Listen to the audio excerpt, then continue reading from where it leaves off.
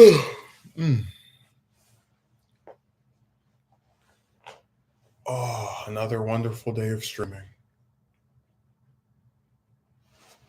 Did I actually forget to place a book by me? I think I did. Wow,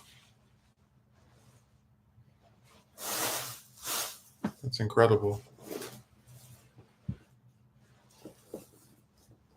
Wow.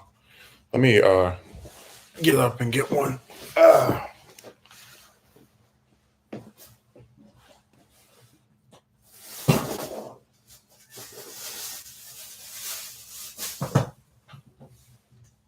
Man.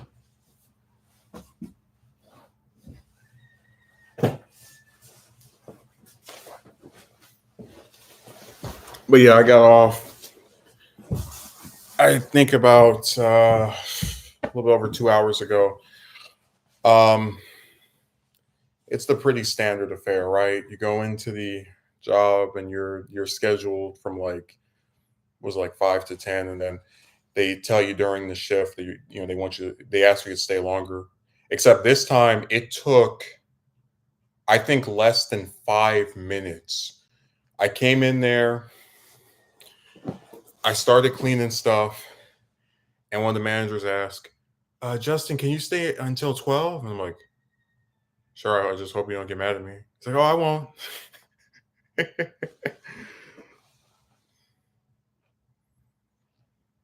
That's the earliest and the quickest I've ever had them just, hey, can you stay longer?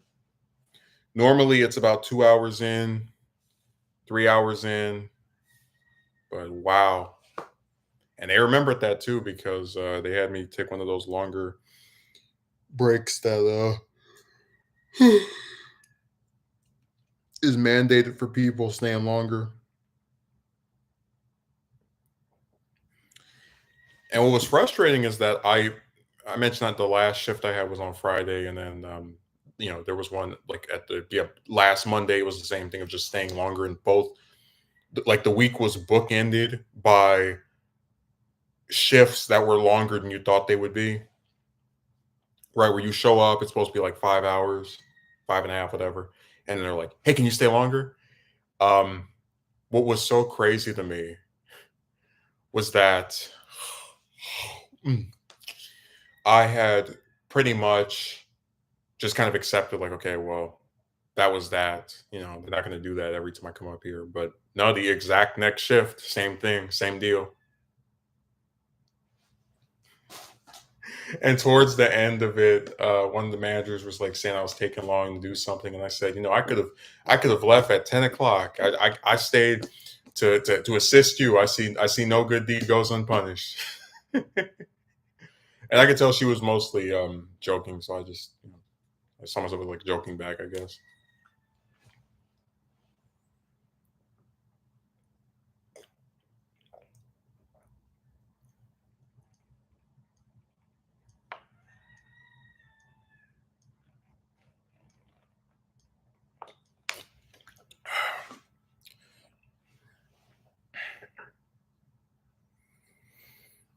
Yeah, these are what can I say? These are some interesting times.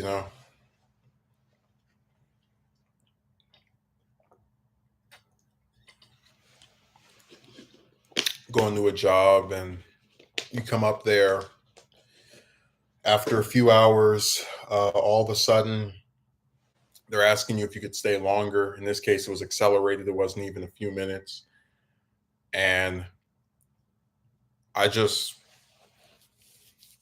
I just kind of wanted to crash by the time I got back. But I did say I was going to stream today, so here I am. Mm. No, I only had like a few, I think about maybe two different things I would have done differently if I knew they were going to do that, or was like fully convinced they were going to do that. I went over to this one relative's house earlier, and I planned on going there yesterday, but I couldn't because of some weird stuff with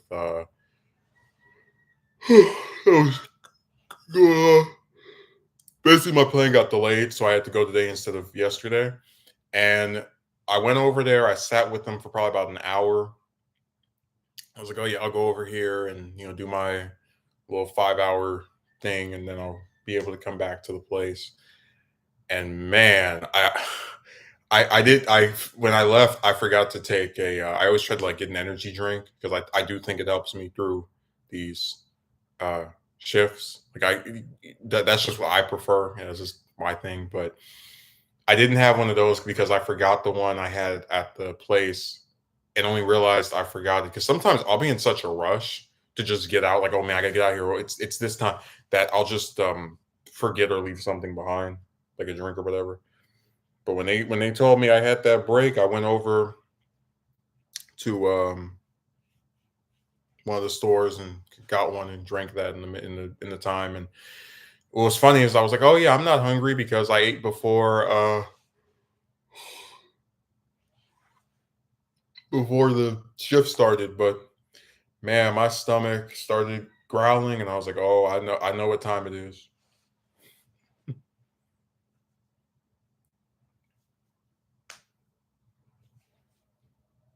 I just couldn't take it anymore. I was like, hey, look, I have to get something. Again, when it was the little 4 or 5 hour thing, that's whatever, right? But when it's 7 or 8, I have to have my juice.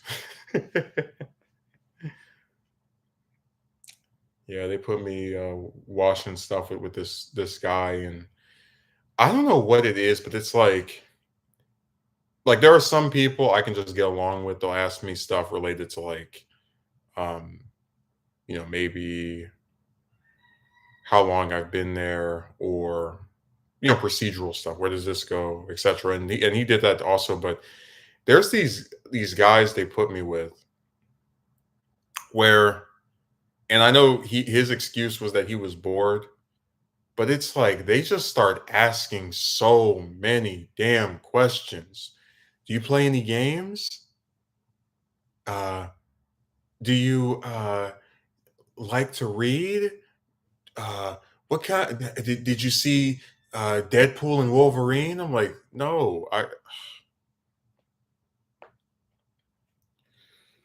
That's actually been the most irritating thing to me about this past week. I was planning on seeing it with my friend. I don't know today, but I don't know if he'll be available. I hope he is. And it was funny because the guy mentioned like, "Oh, you don't like seeing movies by yourself?" I was like, not really."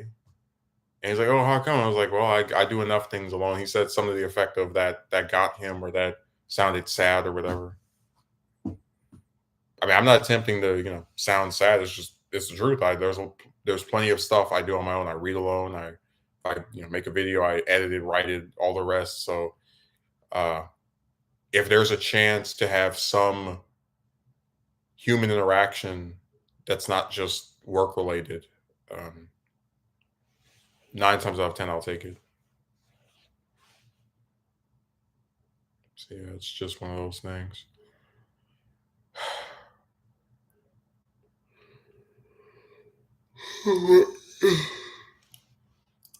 So many questions. Do you like this? Do you like that? I even said that he's asking me more questions, um, than they did during the interview, like to get hired there.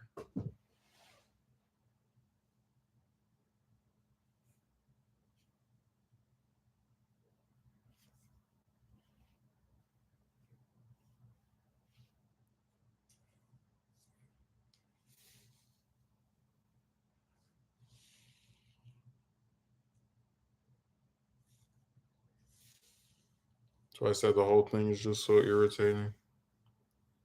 Like some of the people they stick me with, and not knowing if I'm not kidding. I have come to the realization that so out of the last 5 shifts, they've asked me to stay longer 3 times, which means that they're in all likelihood, anytime you come there, because somebody else is going to throw in the towel and just not come to work that day, there is an excellent chance that you will be asked to stay longer.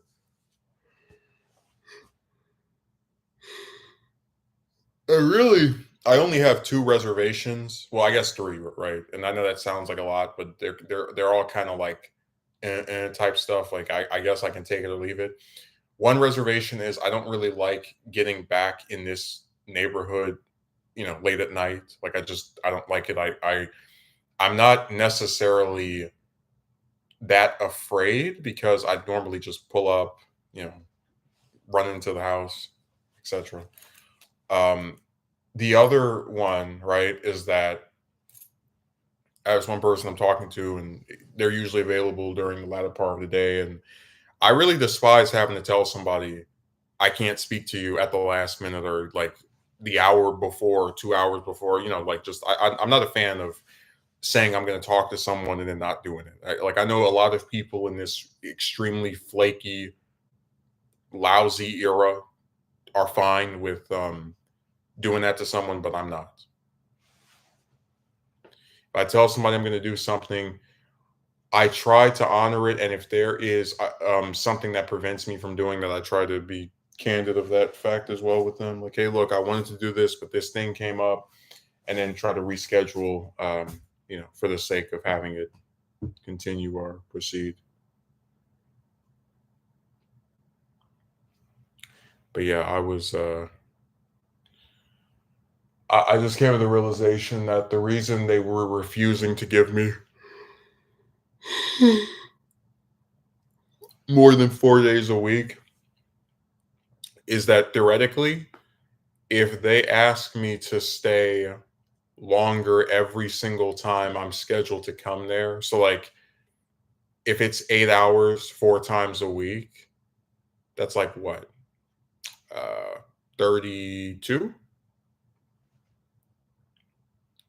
Yeah, like 32, 31, somewhere around there. It is 32. But I'm saying that the reason it's now making sense that if they were to have me stay later and be scheduled 5 days a week, I might end up getting overtime, like having more than 40 hours a week, and they can't let that happen. That's like doomsday for them.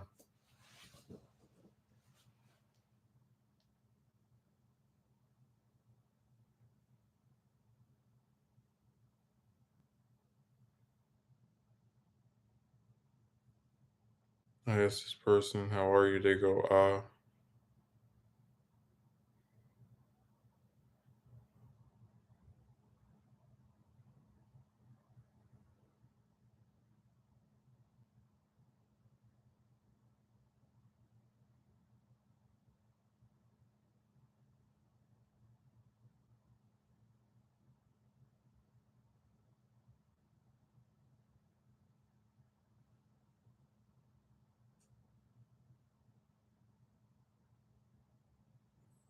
yeah, they're doing all types of weird stuff on these websites. Still trying to make that weird man in their Discord leader video. Just again, I've been getting some pretty full schedules.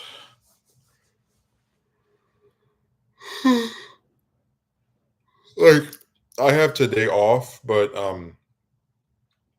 again, I'm still trying to go and like do this thing with my friend. I don't know if we are or not. We'll see. I'd like to, but again, I'm just so used to stuff not turning out the way you want it to.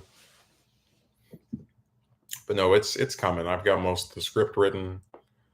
It's really just a matter of gathering up the screenshots and firing up the editor and recording it. It's something that could probably, if I didn't have, like, I'll put it this way, if I didn't have work tomorrow either, I probably would be fully able, like, just like, okay, I can sit down and do this. Because it tends to be mm, over the weekend when I'm most, what's the way of putting it? If I have 2 days of no work consecutively, that's when I tend to be the most productive in terms of just video making. That's when I'm more inclined to just start, I don't want to say spitting stuff out, but just like, okay, I'm going to sit down and write this or draw that and write this or draw that and write this, or, just it's easier to like not feel this race against time. Like, oh man, I don't have a free day until this next day, 3 days from now, or 4 days from now.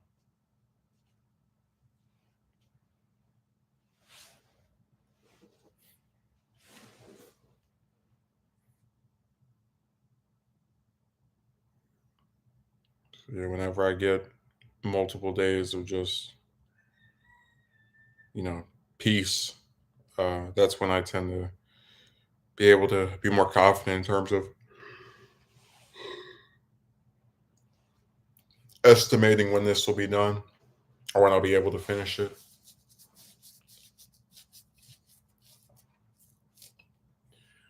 Oh man.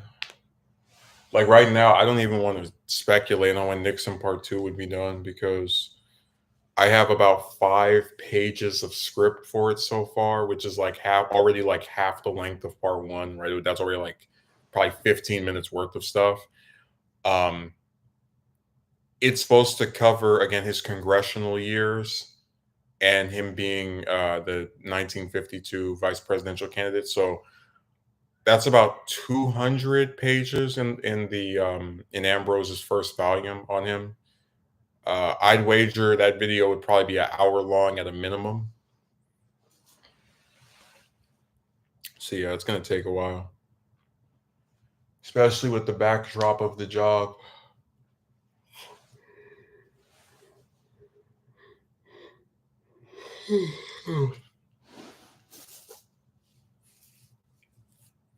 No, my general rule of thumb is part one is always like about half an hour, right? And then part two is like twice as long, and then part three is around the like each one after that's like an hour.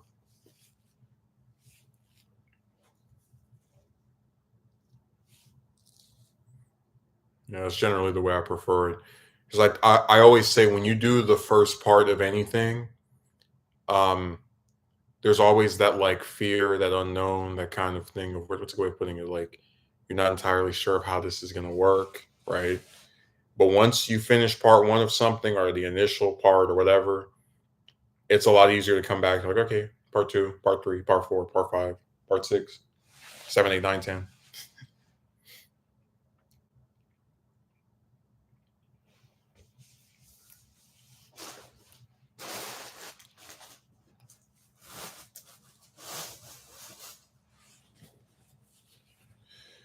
Oh man. It was like I think it'd be really interesting to do a documentary on Robert E. Lee, but problem is I don't have what's the way of putting it?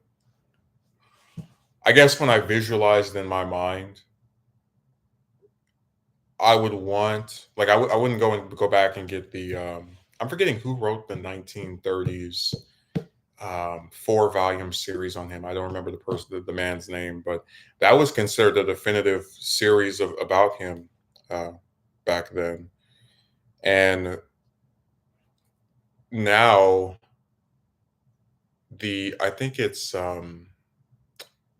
Thomas was his last name, right? There's another biographer that came around like 20 some years ago and wrote a book that I've read through some of it. I like it, but there's one more I'd want to get before like completely deciding if I'd want to do this. Mm.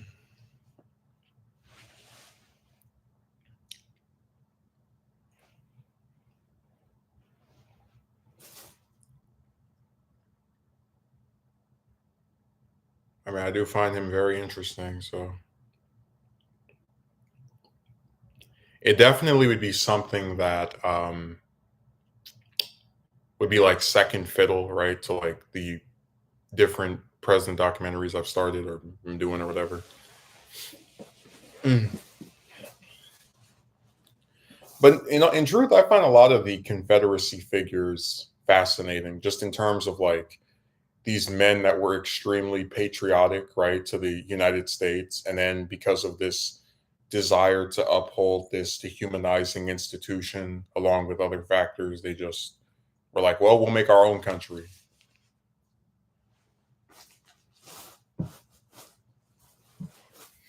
And the Robert E. Lee story is a perfect example of that. You have this man who is more loyal to his state than the United States, and basically just goes along with its wishes over his own.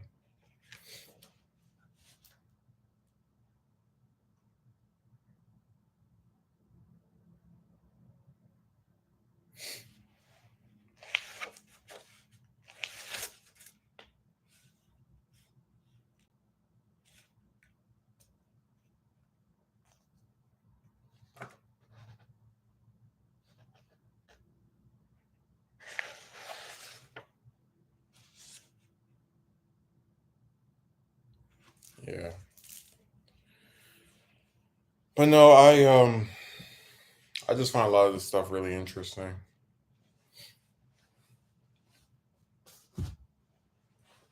even if most people don't. It's fine to me.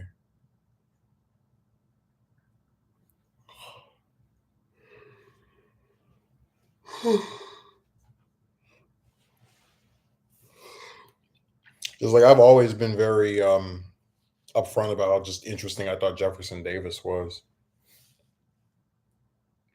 Because when I was in school, even when they talk about the Civil War, they really never mentioned its president like whatsoever, which is kind of surreal to think about because in all of the US's history, there's never been anything else like that where a section of the country decides it's going to be its own country with its own generals and army and its own government and president. It's something that people and the figures in higher positions related to it should always be remembered for just how extreme it was and how like again we haven't seen anything like it since. Like people in the abstract talk about a second United States Civil War, which I don't think would actually happen. Just it's just goofy in my view, but the actual one is just so interesting to me.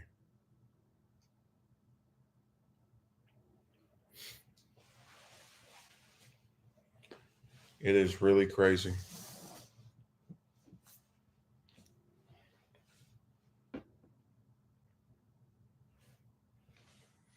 It's so rare to get hardcovers that are like this, where it's not some little crappy dust jacket. Like this is the actual cover of the book. It is so rare. I don't know why that is, but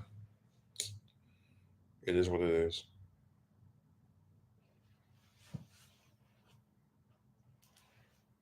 I wish more books looked this way.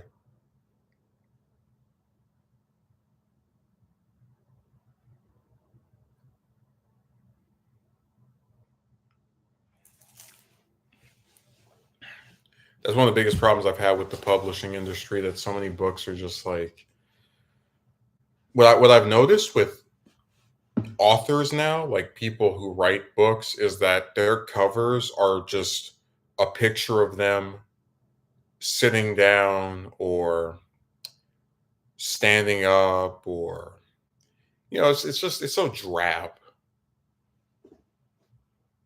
Like there's none that really sticks out, like, oh man, here's a cover of um this politician's book. Oh, they're on the cover smiling, you know. How visually distinct.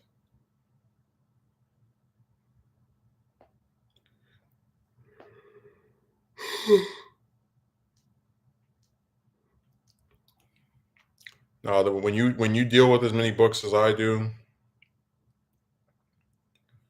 whether it's just stuff I'm using for documentaries or even things I just want to read just out of curiosity about something, you realize just how much stuff is generic looking. Like I can't say how many covers are just man or woman staring into the abyss with a big grin.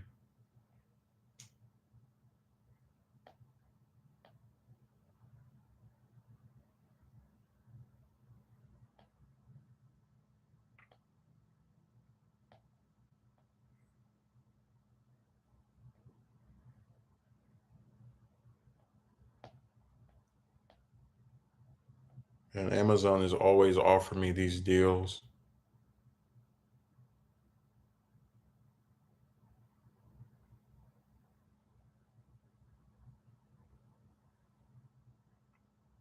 I mean, I come on here and they just throw things and they're like, "Hey, this thing that was $20 now it's 15. Now it's 10."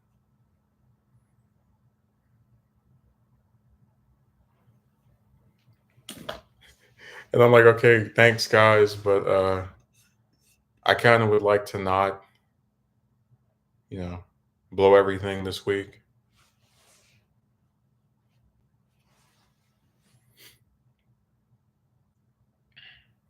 Like, and it's hard to resist. It really is. When you see something and you want it, and for me, a lot of times it's a book. For other people, it's clothes. Um, you know, I know I've really been craving a chair over the last month because this place has nothing for me to sit on other than I guess some blankets I could fold up together or my one blanket that I took with me. Uh, and I have like two pillows. But yeah, for the most part, there's just so little of anything to be excited about. With regard to like when you come on here and like when I order something, just oh yeah, here's this thing I really like. Oh, okay, well, I guess I'll try to get it.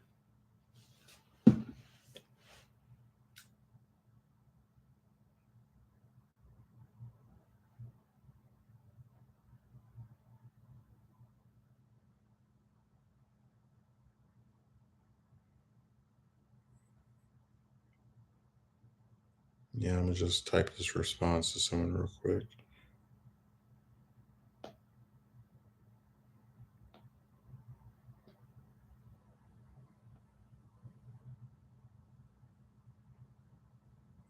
Tell me they had some infection.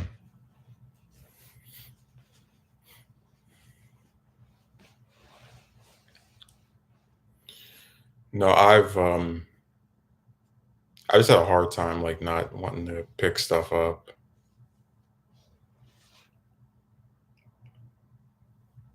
It's like, oh look, here's this thing that I think is really nice looking. Wouldn't mind owning that, having that.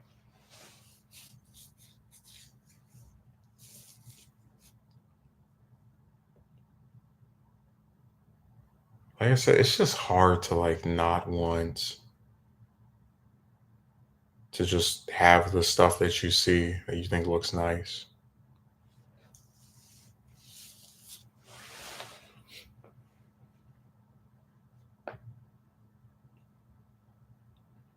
You know, I don't know, I said before, my biggest problem with living has always been the question, which is what's the point of living if you can't enjoy being alive, right? The things that you would associate with fulfillment just constantly being denied from you. And I know people say money can't buy happiness, but there are things that I would like to have or be, get access to that are only attainable through money. And I guess you could say that not having them is kind of lessening that happiness. So you should say, or so I could say, rather.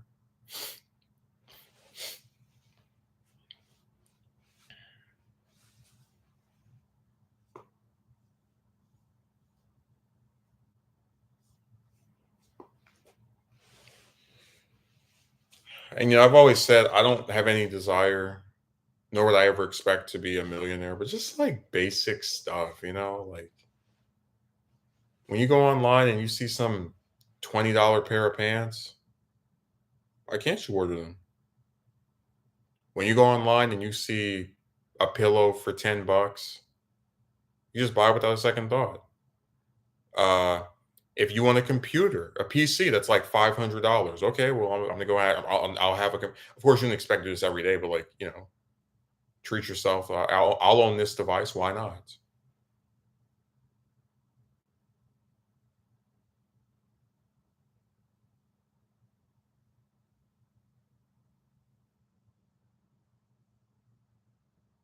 What the hell? I thought I saw a new notification, but I guess I was wrong. My phone was playing tricks on me. It was like, oh, this person responded. Now I look and see, and then there's no response.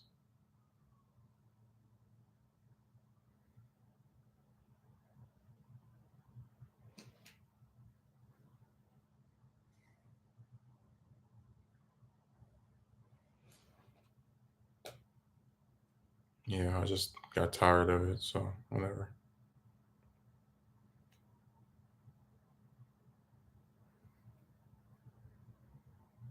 It's nice to get a consistent schedule now. It looks like I might finally be rid of the scourge of the 11 a.m. to 4 p.m. shift, which there's very few things that drove me crazy, but that was one of them. And I'm not even kidding. That week where I only worked twice, and it was Wednesday from like 7 to 12, and then it was Thursday from 11 to 4. I really thought it like my schedule had been programmed or designed by the Joker. It was insane to have to leave there at 1 or 2 in the morning and have to get back up at like 9 a.m. or whatever. It's just it was too much.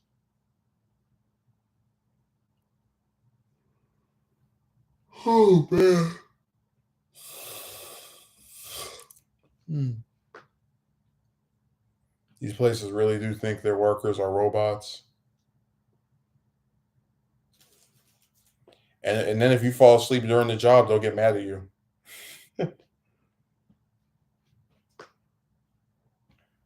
Scheduling stuff like that is just barbaric. I was so tired the whole shift, just like this. Because it's just like who can do that every day? Work late as hell and then come up there early as hell the next morning? Like, are you serious?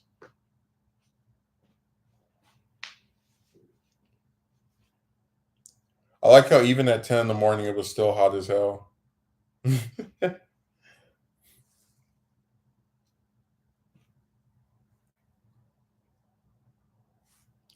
Like it's usually around this time on any given after, like morning, right? Where it's just kind of cool, sort of I'm not gonna say misty or anything, but it's like not that bad. Um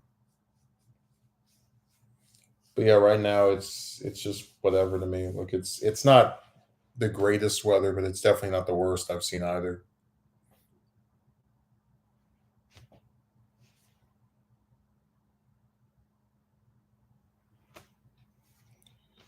Oh man.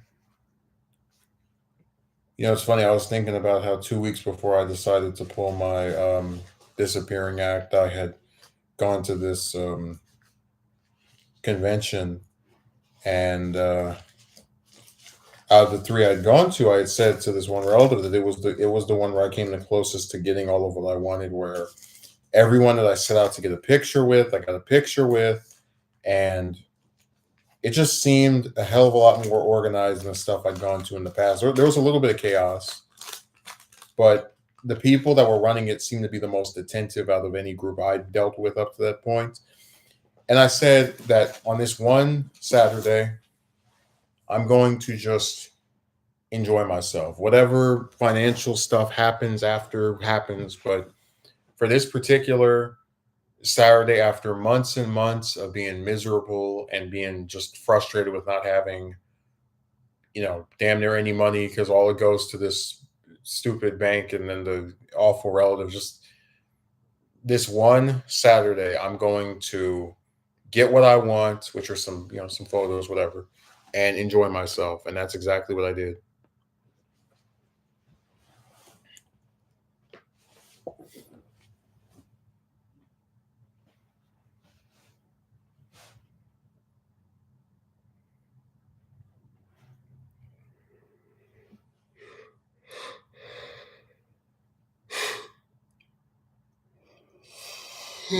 Man.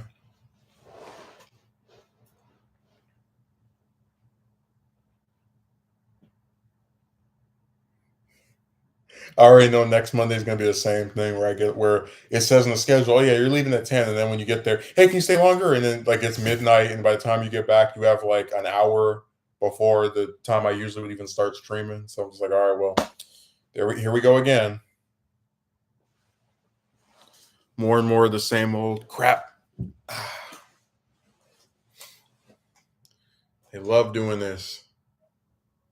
It's one of their favorite kicks.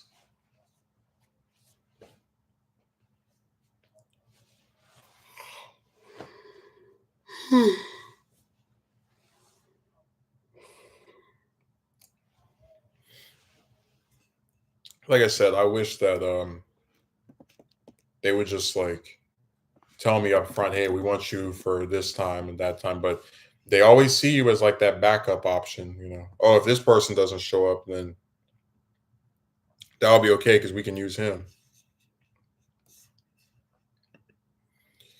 It's like, man, it would be nice if I could actually be seen as a person who is, you know, sought out as, you know, for work as more than just the backup option. Like we actually think this person does a good job, good work, so we'll use him more often, or we'll use him, you know, to whatever degree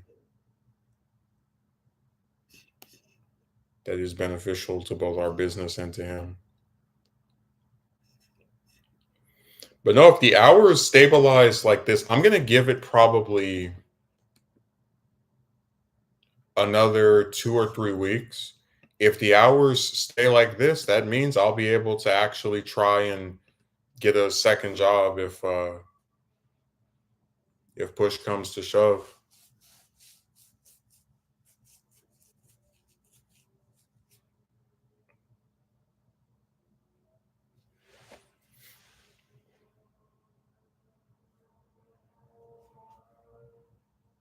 It'll be nice.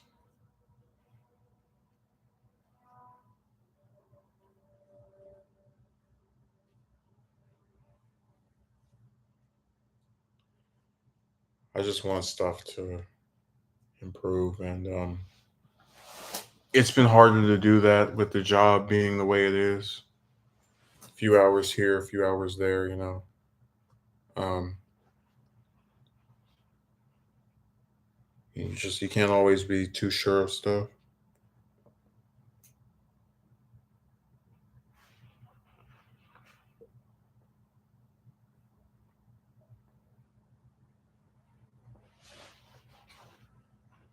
Everything is so backwards in terms of just, you know, you see places and it's like, why can't they just hire somebody full time? Like, why cycle through five, six, seven, eight people?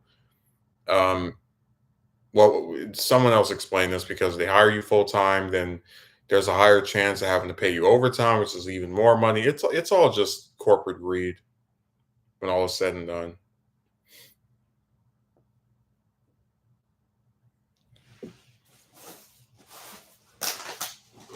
Oh man.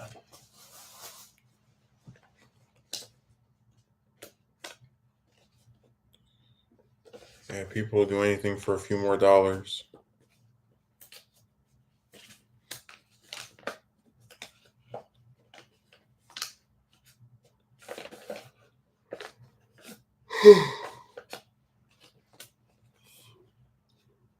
They had this one girl that I thought had transferred to another location, but she came back, and you know, I was pleasant towards her. I said, "Oh, it's nice to see you again." And I found out that she apparently is going to go back to school and I guess be done with working. And I was really saddened by that because, like, there's been a pattern where it seems like every person I like, even a little bit, is leaving from there, and then all the jerks are staying. Um, there's another guy, and he was like arguably the first person there that treated me decent. And I found out that he's going to go and work somewhere else, or he's trying to get a job somewhere else full time, and they're giving him like twice as many hours as he per week as over here. And I'm just like, damn it.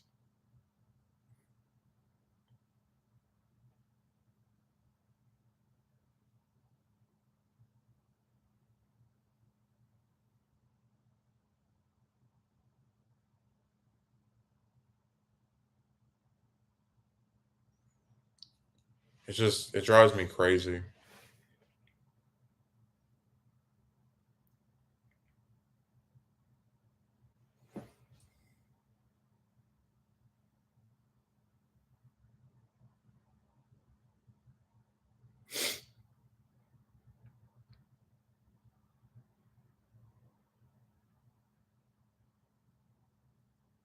Because I told you that one of the things I look forward to when I go there is, just certain people I like being around and I guess enjoying the company of. And I have people there that I have little like running gags with and certain jokes that, it's just it's just really frustrating to see to really like keep noticing that trend where the more and more you seem to like the person, the higher chance that there's going to be like, man, the hell with this job and just be out of there. Like even the two managers I like, they went and transferred to other locations. It's driving me nuts.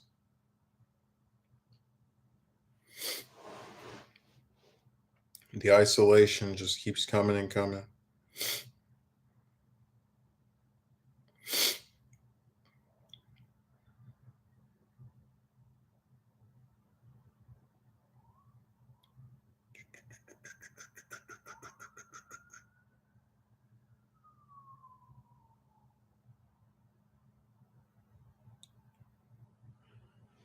The funniest thing about the managers is that they'll be like taken off of the staff section or I guess like people that work there, right? But then they'll still like work there anyways. Oh, you just never know anymore.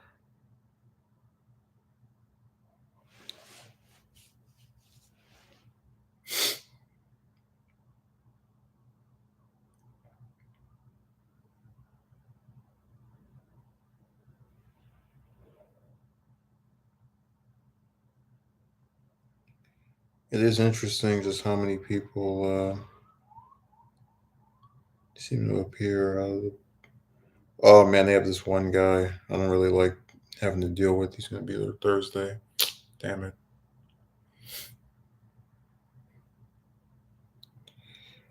But yeah, when I went to the convention, there was this one actress I took a picture with, or I guess several pictures with, and I have to say that the cameraman did a really nice job because each one of them has some like attendant person that will take a photo. You pay them and then they take the pictures. Because with him, it just seemed like he was the most interested in like actually doing angles. Like I would argue those are probably some of my favorite pictures I've ever had taken because they're so high res and they have all these different angles and I just really appreciated it.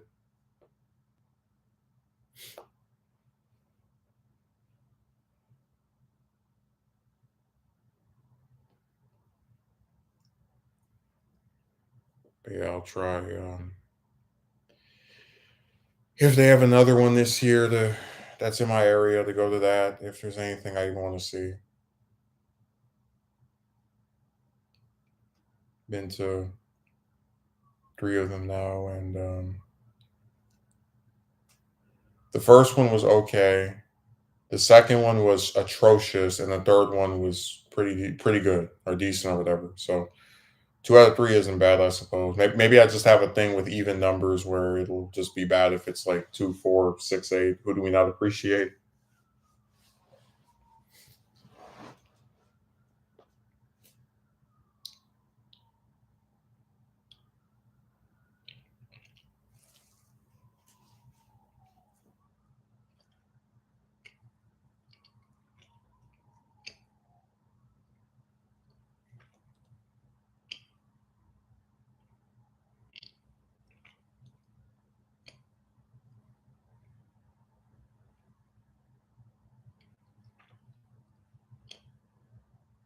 Yeah,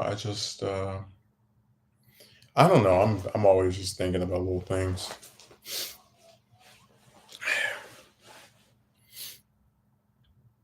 it's nice when people like at the conventions have the person with them and they actually like give a damn about like, hey, you paid money to get a photo with this person. Let's make sure it looks nice and all these different poses. And he asked me at one point if I could just if my glasses were you know something that like stopped me because I had the clip on like sunglasses part, which it's like my regular glasses with the clip on that look like sunglasses. People mistake it for sunglasses.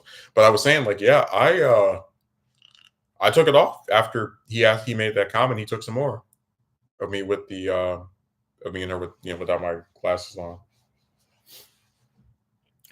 So yeah, he took some of my favorite photos that have ever been taken.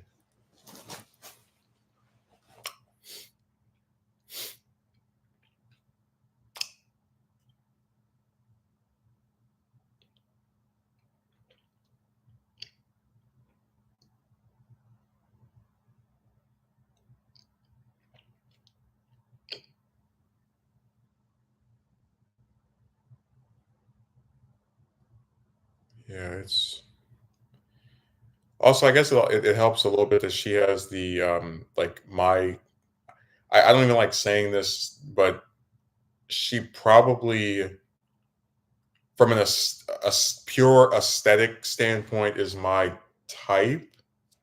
Like I mentioned that my favorite hair color is brown, and I do kind of like women that are like slender. Uh, she's like average height, so yeah, just that it didn't it didn't hurt that I thought she was similar to the kind of what I always like visualize in my mind of I don't want to say the ideal woman, but just just what I like personally.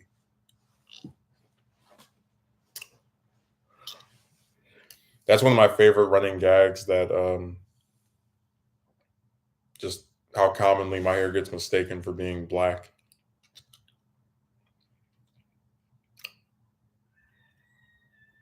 And then if you ever see it in the sun, like when it's just beaming down, you'll be able to tell it's dark brown.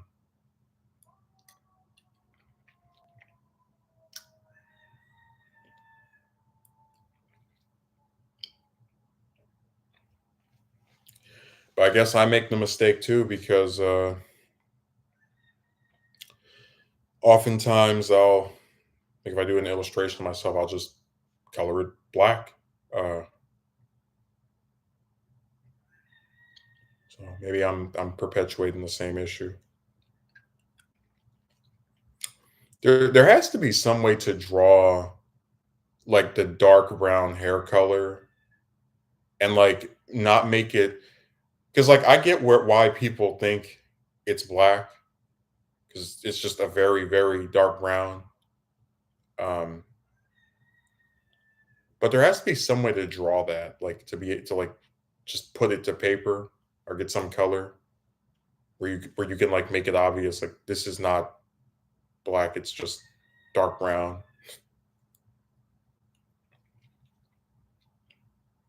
I don't know, drawing is always so tough when it comes to colors and pastels and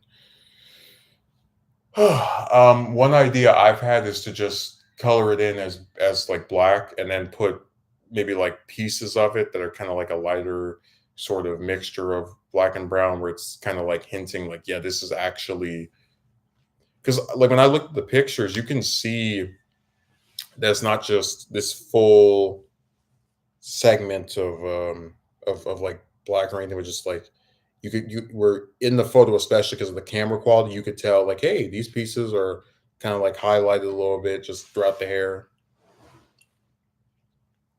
Maybe I'm sounding crazy, but I really like those photos. That's all I can say.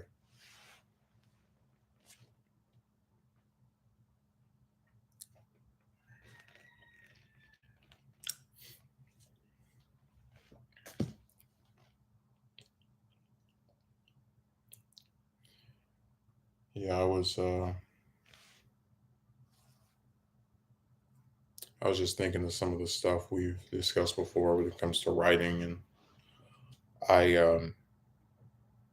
I guess if I was looking for like an ideal romance in a story, um, because a lot of people, you know, they like action, right? Like superhero movies, for example. But if I'm looking for an ideal romance, I wouldn't want the female lead to just be the love interest. Like one of the reasons I really like Catwoman in Batman Returns is that she has this arc that's pretty independent from Batman. Has her own powers, can fight as well. Just a very well-rounded character who probably is the true star of the film.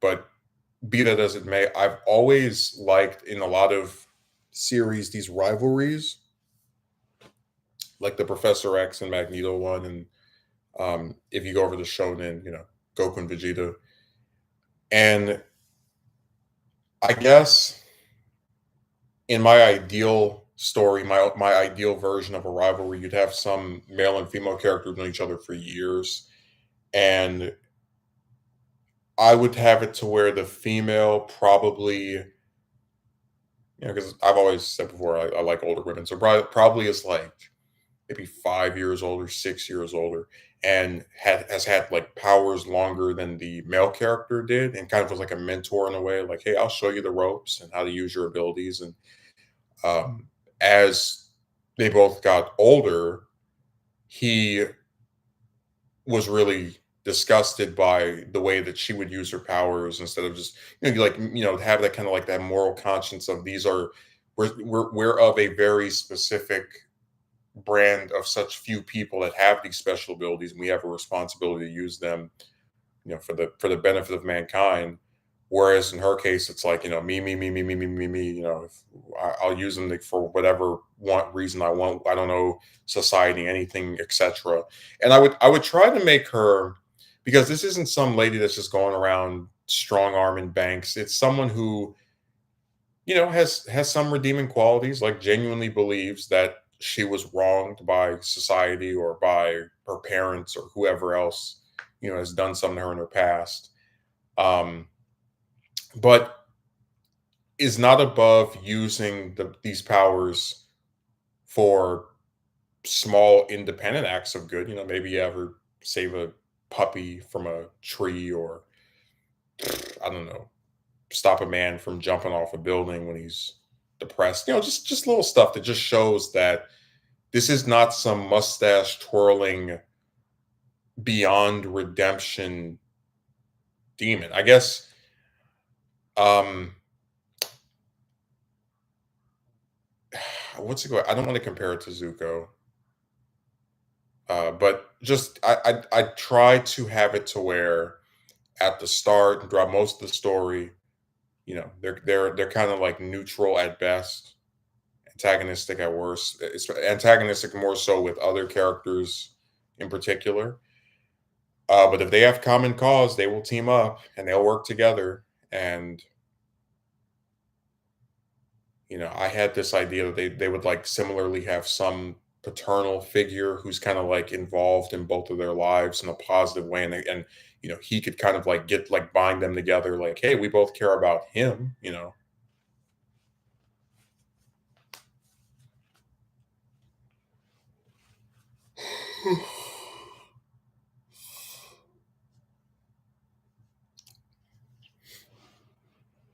No, I just think that relationship would be a lot more um akin to something I would like to see, you know, where it's like two people who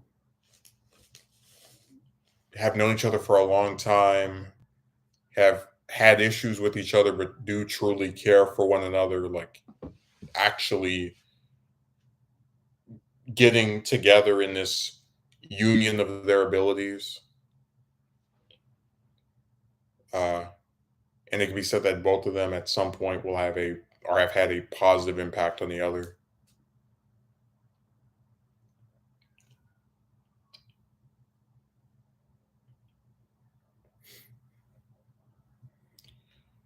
Yeah.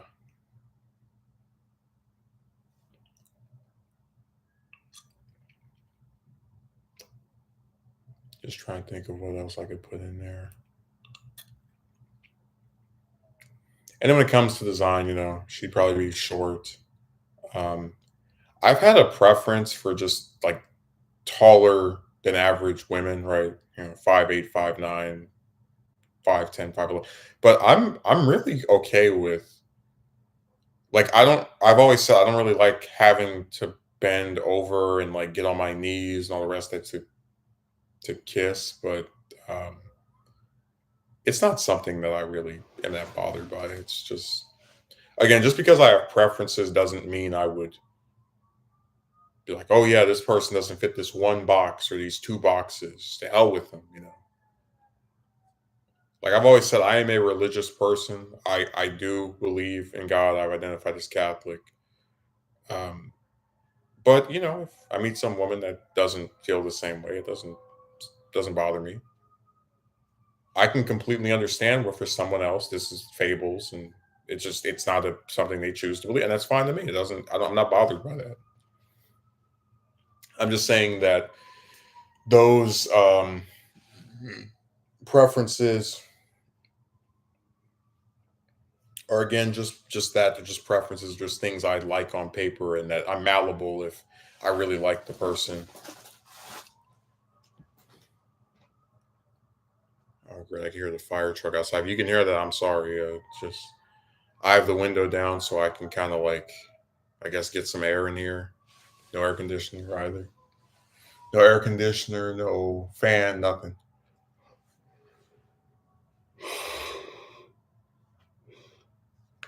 Mm. Yeah.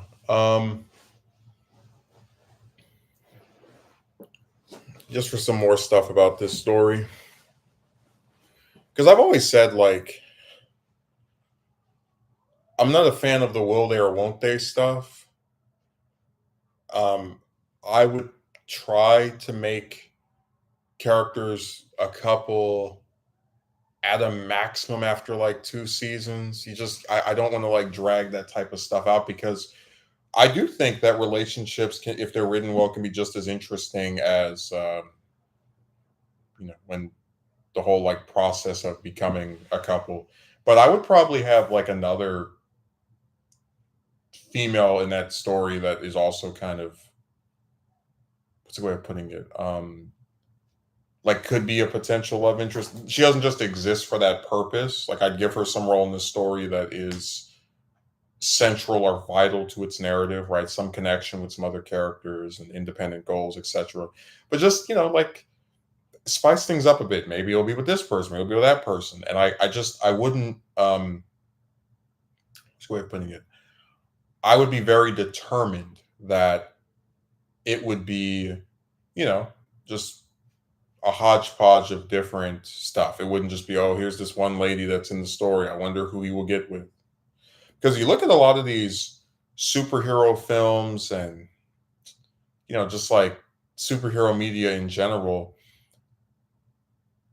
they tend to only have one love interest in something. Like, and what I mean by that is like, for example, in Batman '89, you have Vicky Vale, right? And then when they do Returns, Catwoman is the love interest. Vicky Vale's nowhere to be seen.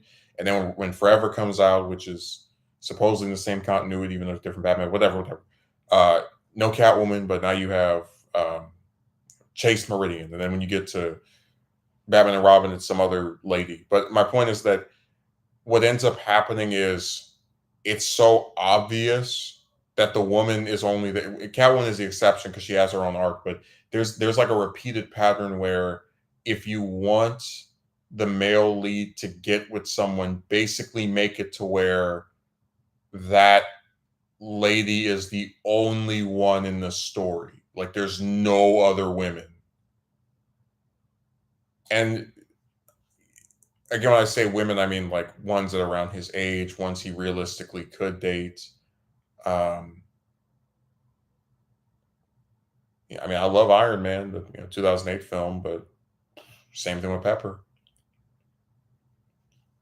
Um, Hulk had the same thing. First Avenger had the same thing. Thor, not so much because it had Sif and Jane right in the first and second films. Uh, but It's pretty common that they have that, like, there's that one woman who's around the same age or like pretty similarly aged to the male, and it's so obvious that if he gets with anyone, it will be her. I love The Last Airbender, but that's kind of how it was with season one, where it's like in season one you had five, like, in all seriousness, five main characters. You had Aang, Sokka, Katara, Zuko, and Iroh. And is it really any wonder that people were shipping Katara with either Aang or Zuko? Because like it's a cast of four males, and one woman or female, and there's realistically only two men that she could end up with. And if you like Aang or Zuko and want to have them paired with somebody, you really don't have that much in terms of alternatives other than like these characters that show up in like one episode and they're just completely forgotten again. Now, of course, when season two started, they began having more women after that, but it's really surreal to think like season one, the only prominent female in that whole show is Katara. Just I just thought it was interesting.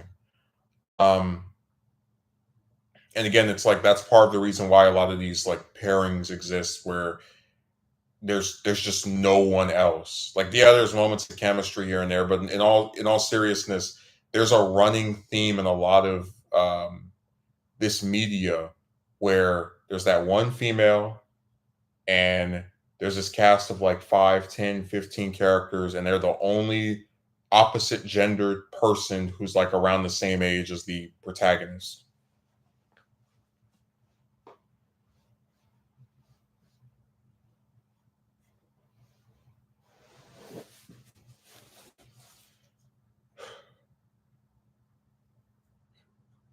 You want to call a spade a spade?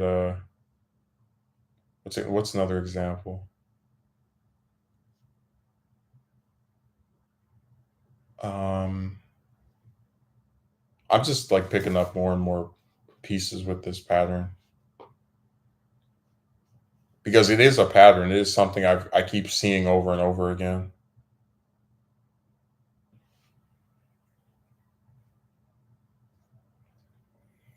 I was gonna say the Raimi trilogy is actually kind of a subversion where you have Mary Jane and Betty in the first movie, like throughout the whole trilogy, just like the two of them, and then in the third one you get Gwen as well, and the second one you have Ursula. So yeah, second and third you have Ursula. So that's different.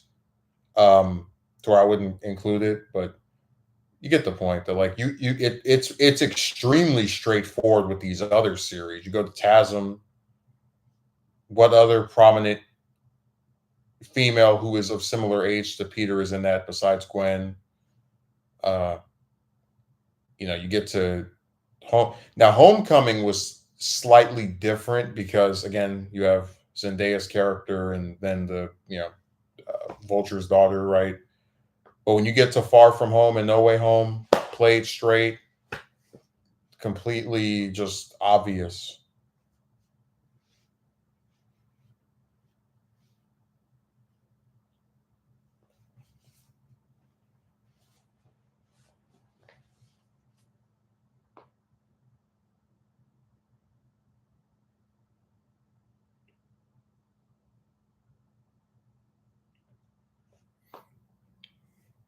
Every time I think of Far From Home, I'm just reminded of how bizarre of a trilogy that was. Like,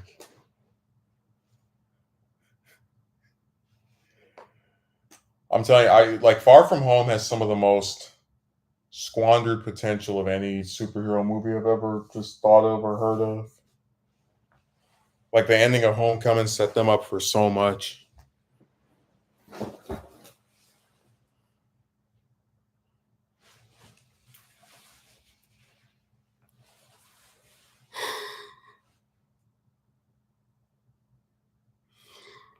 Not even trying to be funny. The more I think about Far From Home, I'm like, man, imagine if this is after the events of like Endgame, right? And you got Peter, and he's like, I don't like seeing people die. Already had to happen with Uncle Ben, and then just again like that whole to follow up on the ending of Homecoming, the whole like what is it like to be the mother of a superhero aspect with Aunt May that they never followed up on, where she just goes from being shocked to completely fine with it next time we see her. It drives me crazy because that was such a novel idea and they didn't do anything with it. Sometimes these people can have stuff just like right in their lap and not be able to see it. It's really sad.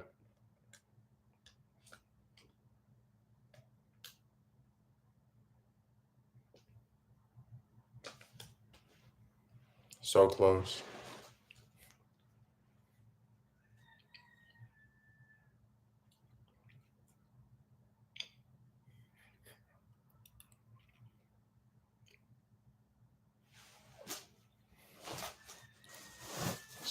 So close. It's really sad in all seriousness. Like it disappoints me.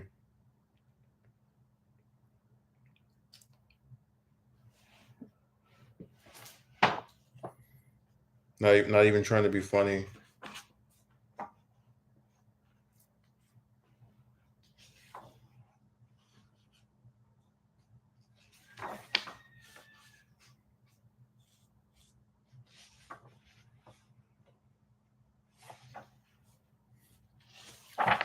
I always said one of the things I've liked about media, just movies and shows and whatnot, is how much like I guess sometimes I'll watch something and there will be like an idea part I really like why didn't they follow up on this? Why didn't this get more attention?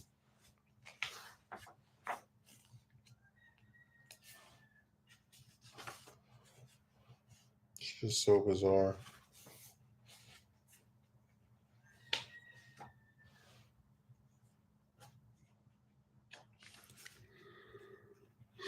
Hmm.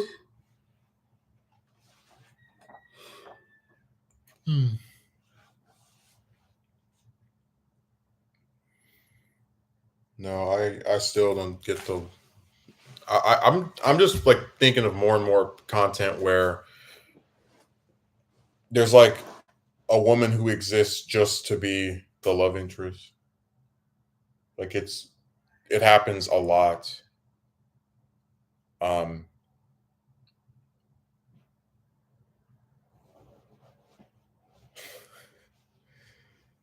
like if you go back to phase one with a lot of the different superhero films, it was like constant, right? Um, but then again, I guess I was gonna say the quality of of phase four and five makes it to where you kind of are almost happy that it was that way. Like it's not. I know that obviously wasn't a reason that these films are better than the ones we get now, but it's just wow.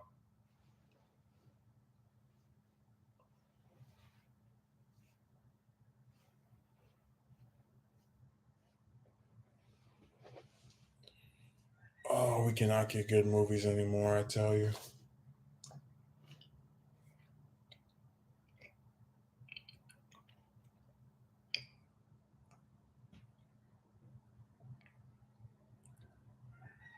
man. I don't even think we're gonna be able to get.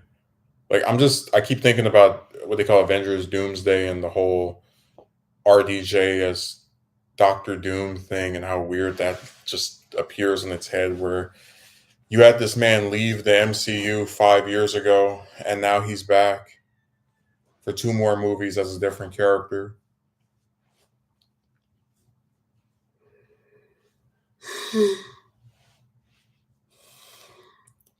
And it's not even just as a new character, it's as one of Marvel's most icon. Doom probably, in all seriousness, is Marvel's most iconic villain. And you're gonna have him played by Iron Man? Like what? Oh, whatever, whatever. Just give it a chance. I've been giving Marvel a lot of chances.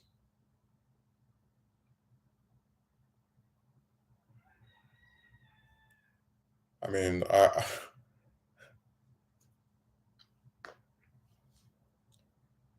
just don't see the logic of it.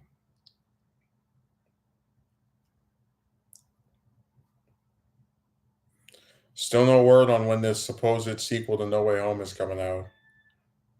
2 years and still no release dates.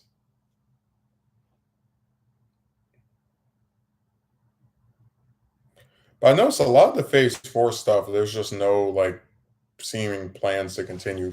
Like we've heard nothing about Black Panther 3 or Doctor Strange 3 or Thor 5 or none of that. It's all been kept in the dark for the most part.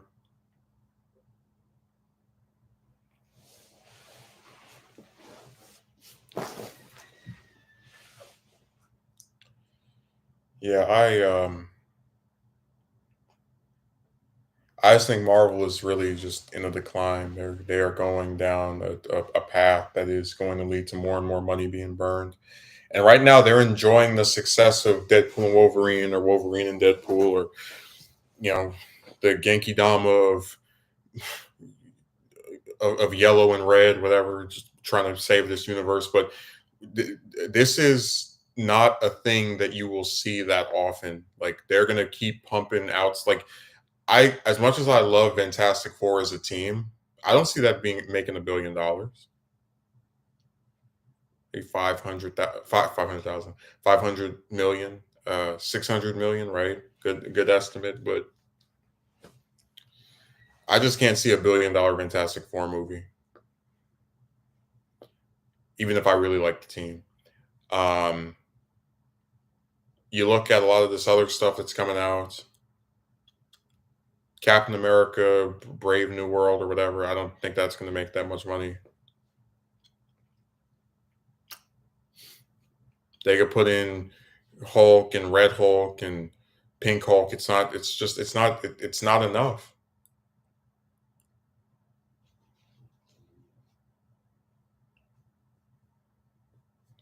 So yeah, their universe is dying. People just don't want to accept it. But like I said, when Ant-Man 3 flopped and then the Marvels bombed even harder, those were the first clues that something was like sinking about this whole series.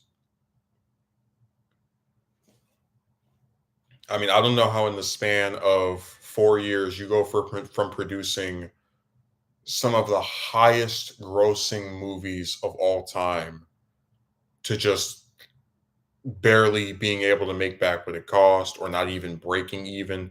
What is that?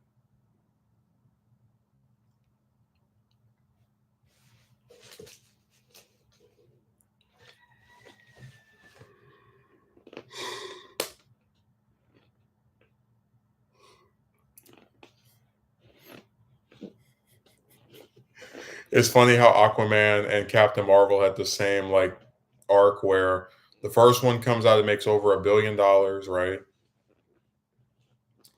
There's some lead actress that's kind of controversial, but that's getting into a different story. And then they do the sequel, and there's apparently a bunch of reshoots and edits and all types of stuff. And when it comes out, it does nowhere near as well as the original one did.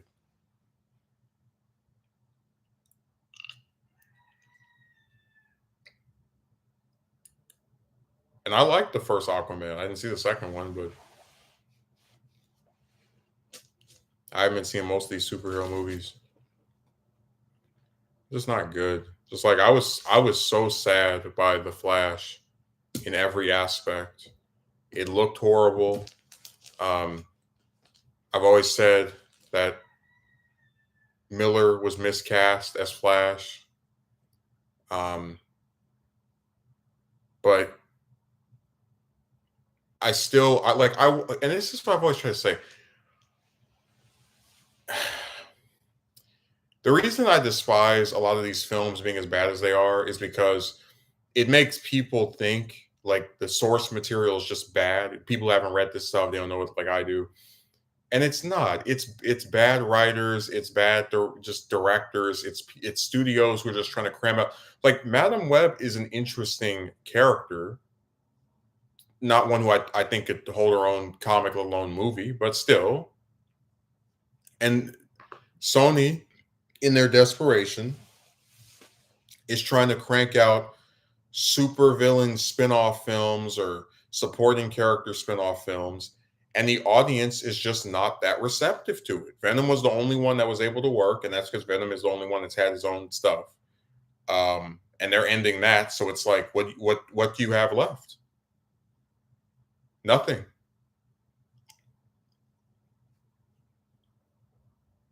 After this, it is over. Sony's going to join. It's like at least the MCU will always be able to say, "Hey, we had those years where we were on top, right? We were leading the charge. We were, you know, ahead of our game, or ahead of the game rather, the bell curve." But now, when it comes to you again, like Sony, right? So MCU can say, "Hey, we had our time."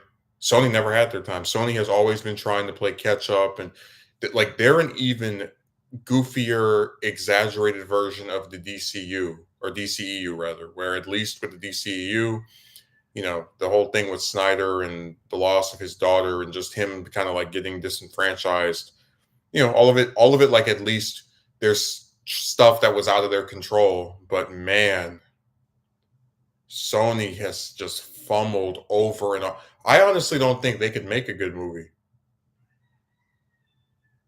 Like I think when you go to that studio and you come there to either write a script, direct something, it's like you can't, you just can't do it. Like your brain tells you no, this is not possible, and you give in. You say, yeah, that's true.